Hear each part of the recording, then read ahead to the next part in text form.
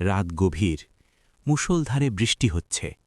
গ্রামের এক পাকা বাড়ির সদর দরজা। ভেতরে চিৎকার চেঁচামেচি শোনা যাচ্ছে। হঠাৎ দরজাটা সজোরে খুলে গেল। ভেতর থেকে আরিফকে, নায়ক, ধাক্কা দিয়ে কাদা ভরা উঠোনে ফেলে দেওয়া হল। আরিফ হুমড়ি খেয়ে কাদায় পড়ল। তার কপালে তাজা রক্তের দাগ, ঠোঁট কেটে গেছে। সে উঠে দাঁড়ানোর চেষ্টা করতেই তার ছোট ভাই সাকিব এসে তার পেটে লাথি মারল। আরিফ ব্যথায় কুঁকড়ে গেল। বারান্দায় দাঁড়িয়ে আছেন আরিফের বাবা। তার হাতে একটা লাঠি। তিনি রাগে কাঁপছেন। তিনি চিৎকার করে বললেন, তোর মতো অকর্মণ্য ছেলের আমার দরকার নেই। বিদেশ থেকে খালি হাতে এসেছিস, লজ্জা করে না? বের হ আমার বাড়ি থেকে। আরিফ কাদামাখা হাত জোর করে বাবার দিকে তাকাল। তার চোখে অবিশ্বাস। বাবা, এই বাড়ি তো আমার টাকায় বানানো। আমার রক্তপানি করা টাকায় তোমরা আজ আমাকেই মারছ। বাবা লাঠি বুচিয়ে বললেন, তোর টাকা? সব টাকা এখন আমার। এই দলিলের কাগজে তুই সই করেছিস না? এখন তুই পথের ভিখারি। যা, ভাগ এখান থেকে। আরিফ তার মায়ের দিকে তাকাল।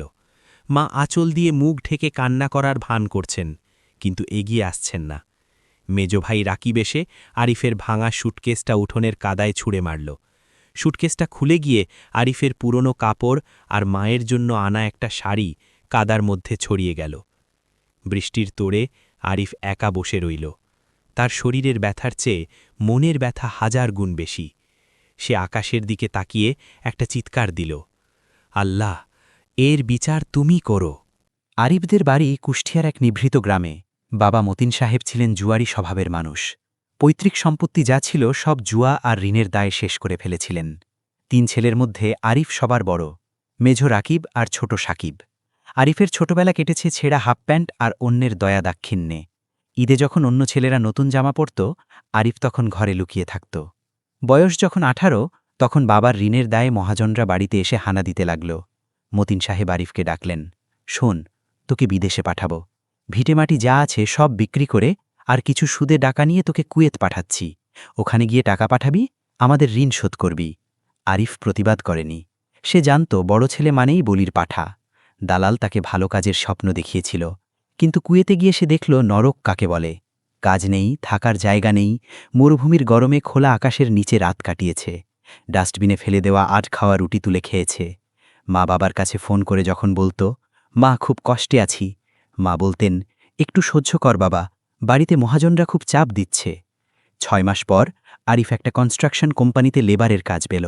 হাড় ভাঙা খাটুনি, সিমেন্টের বস্তা টানা, ইট ভাঙা। বেতন যা পেত তার 90 ভাগই দেশে পাঠিয়ে দিত। সে নিজে একবেলা খেত। সকালের নাস্তা করত শুধু পানি দিয়ে। তার রুমমেটরা যখন ভালো মাছ মাংস রান্না করত, আরিফ তখন শুধু ডাল আর রুটি চিবুত। তার একটাই লক্ষ্য, বাবার ঋণ শোধ করা।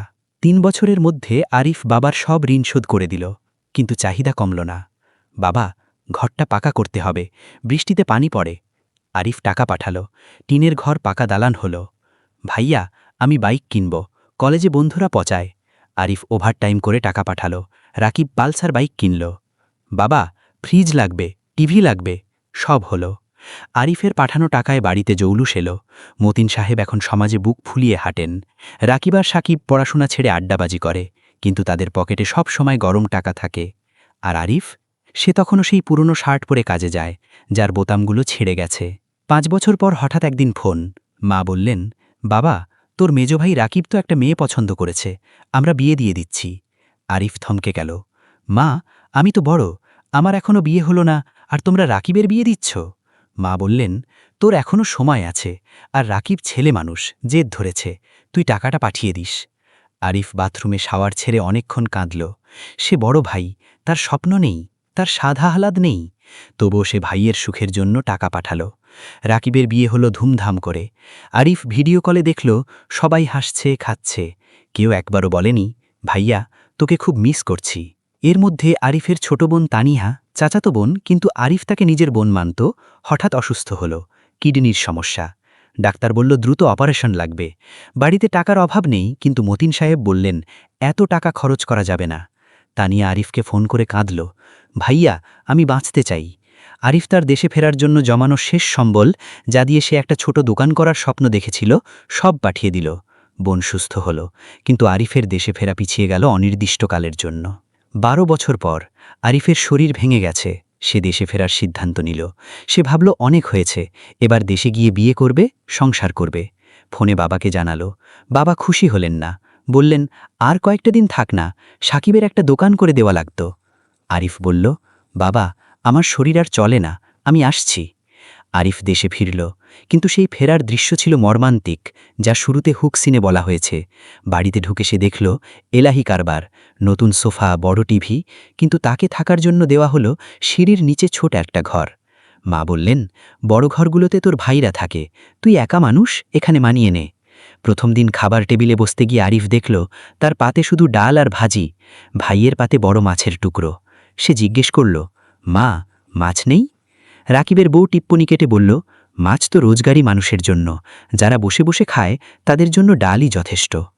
আরিফ অবাক হয়ে মায়ের দিকে তাকালো। মা চুপ করে রইল।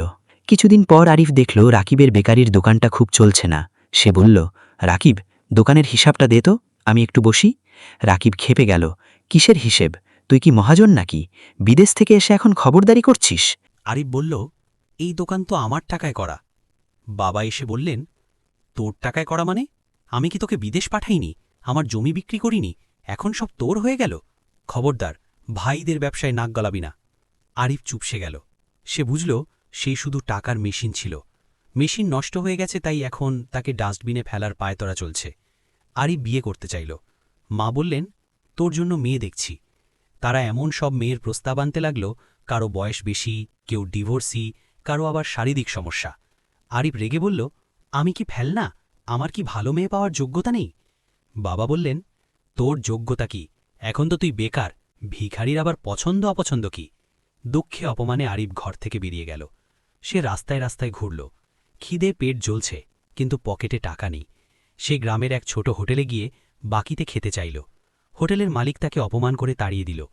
তোর বাপ ভাই বড়লোক, আর তুই আসছিস বাকিতে খেতে, যা ভাগ। রাতে বাড়ি ফিরে আরিফ দেখল গেটে তালা। সে অনেকক্ষণ ধাক্কাধাক্কি করল। বাবা ভেতর থেকে বললেন, রোজগার না করলে এই বাড়িতে ভাত জুটবে না, কাল থেকে নিজের ব্যবস্থা নিজে করবি। পরদিন সকালে আরিফ বাবার কাছে হাত জোর করে বলল, বাবা, আমাকে কিছু টাকা দাও, আমি আবার বিদেশ চলে যাই, এখানে আমি থাকতে পারবো না। বাবা বললেন, আমার কাছে এক পয়সাও নেই, তোর ভাইরা যা রোজগার করে তাতে সংসারই চলে না, তুই যা পারিস কর। আরিফ তার ভাইদের কাছে গেল। রাকিব বলল, আমার ব্যবসায় লস, টাকা নেই। সাকিব বলল, আমি তো স্টুডেন্ট, টাকা কই পাব? অথচ আরিফ জানে সাকিবের বাইকের তেল খরচই মাসে 5,000 টাকা। আরিফ বাড়ি থেকে বেরিয়ে এলো এক কাপড়ে। তার চোখে জল নেই, আছে এক অদ্ভুত শূন্যতা। সে সোজা শহরে চলে গেল। সেখানে তার এক দূর সম্পর্কের মামা থাকতেন। মামা তাকে কয়েকদিন আশ্রয় দিলেন। মামার ফোন থেকে সে তার কুয়েতের পুরনো মালিক শেখ ফাহাদ আল আহমেদের সাথে যোগাযোগ করল। শেখ ফাহাদ আরিফকে খুব বিশ্বাস করতেন। আরিফ সব খুলে বলল। শেখ ফাহাদ বললেন, আরিফ, তুমি ফিরে এসো, আমি তোমাকে স্পন্সর ভিসা দেব, কিন্তু বিমানের টিকিট তোমাকেই কাটতে হবে। আরিফ তার মার দেওয়া একমাত্র স্মৃতি, একটা ছোট রূপার চেন বিক্রি করল, আর মামার কাছ থেকে কিছু টাকা ধার করল। যেদিন সে আবার দেশ ছাড়ল, সেদিন সে প্রতিজ্ঞা করল, এই দেশে আমি আবার ফিরব, কিন্তু ভিখারি হয়ে নয়, রাজা হয়ে। কুয়েতে ফিরে আরিফ আর লেবার থাকল না। শেখ ফাহাদ তাকে তার নতুন সুপারমার্কেট চেনের সুপারভাইজার বানিয়ে দিলেন। আরিফ দিন রাত এক করে খাটল। সেদিনে 18 ঘণ্টা কাজ করত। খাওয়া আর ঘুম বাদে তার জীবনে আর কিছু ছিল না। 2 বছরের মধ্যে আরিফের সততা দেখে শেখ ফাহাদ তাকে পার্টনারশিপ অফার করলেন। আরিফ এবার নিজের বুদ্ধিকে কাজে লাগাল। সে বাংলাদেশ থেকে তাজা সবজি আর মাছ ইম্পোর্ট করার ব্যবসা শুরু করল। কুয়েতের বাজারে বাংলাদেশি পণ্যের তখন ব্যাপক চাহিদা। 5 বছরের মধ্যে আরিফ কোটিপতি হয়ে গেল। তার নিজের ভিলা, লাক্সারি কার আর বড় অফিস। সে দেশে টাকা পাঠাল না, জমালো। সে জানত টাকা ছাড়া তার পরিবারের কাছে তার কোনো মূল্য নেই। এদিকে গ্রামের বাড়িতে দুর্যোগ নেমে এলো। আরিফ চলে যাওয়ার পর টাকার উৎস বন্ধ। রাকিবের বেকারিতে আগুন লেগে সব পুড়ে গেল। সাকিব বন্ধুদের পাল্লায় পড়ে ইয়াবায় আসক্ত হয়ে পড়ল। পুলিশের কেসে ফেসে বাবার শেষ জমিটুকুও বিক্রি করতে হল। মতিন সাহেব এখন প্যারালাইজড, বিছানায় পড়ে থাকেন। মা মানুষের বাড়ি কাজ করে সংসার চালান।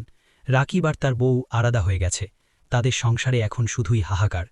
তারা এখন বুঝতে পারছে আরিফ শুধু টাকা দিত না, সে ছিল তাদের মাথার উপর ছাদ। আরিফ দেশ ফিরল। এবার সে একা নয়, তার সাথে তার সেক্রেটারি এবং বডিগার্ড। এয়ারপোর্টে তাকে রিসিভ করতে এলো দামি মার্সিডিজ গাড়ি। সে সোজা গ্রামের দিকে রওনা দিল। গ্রামের মানুষ অবাক হয়ে দেখল সেই আরিফ যাকে বাড়ি থেকে বের করে দেওয়া হয়েছিল সে আজ রাজার মতো ফিরেছে। আরিফ গ্রামের শেষ মাথায় একটা বিশাল জমি কিনল। সেখানে সে একটা বৃদ্ধাশ্রম আর এতিমখানা বানানোর ঘোষণা দিল। খবর পেয়ে আরিফের বাবা, মা আর ভাইরা ছুটে এলো। তাদের পরনে মলিন কাপড়, শরীরে অপুষ্টির ছাপ। তারা গেটের দারোয়ানের কাছে মিনতি করল, আমাদের ছেলের সাথে দেখা করতে দাও। দারোয়ান তাদের ঢুকতে দিল। আরিফ তার নতুন অফিসের চেয়ারে বসেছিল, সামনে তার পরিবার। মা দৌড়ে এসে আরিফের হাত ধরলেন। বাবা আরিফ, আমাদের মাপ করে দে, আমরা না খেয়ে মরছি, তোর বাবা ওষুধ পায় না। রাকিব আর সাকিব মাথা নিচু করে দাঁড়িয়ে আছে। আরিফ হাতটা সরিয়ে নিল। সে শান্ত গলায় বলল, তোমরা কে? আমি তো তোমাদের চিনি না। বাবা কাঁপা কাঁপা গলায় বললেন, আমি তোর বাবা রে, আমাকে চিনতে পারছিস না? আরিফ হাসল। বাবা? কোন বাবা? যে বাবা আমাকে এয়ারপোর্টে এক রাতের আশ্রয় দেয়নি, যে বাবা আমাকে বাড়ি থেকে বের করে দিয়েছিল, নাকি সেই ভাইরা যারা আমার টাকায় কেনা মাছ খেয়ে আমাকে কাঁটা দিত? সে পকেট থেকে একটা খাম বের করল। এখানে কিছু টাকা আছে, এটা আমি ভিক্ষা হিসাবে দিচ্ছি, এটা দিয়ে কিছুদিন চলো, কিন্তু মনে রেখো এই প্রাসাদে আমার তোমাদের কোনো জায়গা নেই। আমি এখানে একটা বৃদ্ধাশ্রম বানাচ্ছি, যদি চাও সেখানে নাম লেখাতে পারো। অন্য 10 জন অসহায়ের মতো তোমরাও সেখানে থাকার সুযোগ পাবে, কিন্তু আমার পরিবার হিসেবে নয়, আশ্রিত হিসেবে। আরিফ উঠে দাঁড়ালো। সে জানালার দিকে তাকালো। বাইরে তখন রোদ ঝলমল করছে। তার পরিবার টাকাটা হাতে নিয়ে অপমানিত হয়ে মাথা নিচু করে বেরিয়ে গেল। আরিফ দেখল তার ছোট ভাই সাকিব টাকার খামটা গেড়ে নিচ্ছে মায়ের হাত থেকে। তাদের স্বভাব বদলায়নি। আরিফ দীর্ঘশ্বাস ফেলল। এই দীর্ঘশ্বাসে কোনো কষ্ট ছিল না, ছিল মুক্তির আনন্দ। আজ সে একা, কিন্তু আজ সে কারো দয়ার পাত্র নয়, আজ সে নিজের ভাগ্য নিজে লিখেছে।